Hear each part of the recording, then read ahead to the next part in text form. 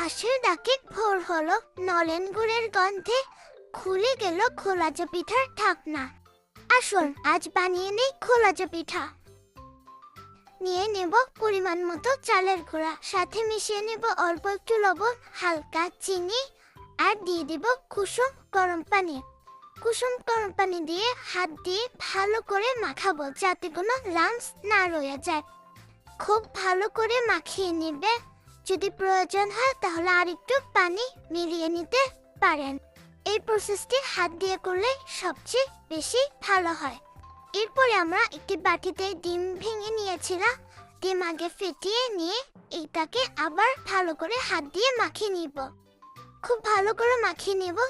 মাখিয়ে নেওয়ার পর আমরা একে 1 ঘন্টা রেস্টে রেখে দিব বানানোর আগে। আজকে আমি দেখাবো মাটির পাত্র ছাড়াও আপনারা কিভাবে পারফেক্ট একটি খোলাজা পিঠা বানাতে পারেন।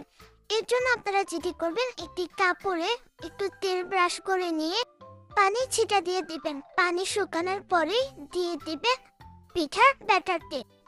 অবশ্যই হাত দিয়ে ঘোরাবেন, চামচ দিয়ে ঘোরাবেন না, তাহলে কিন্তু এরকম সুন্দর ছিদ্র হবে না।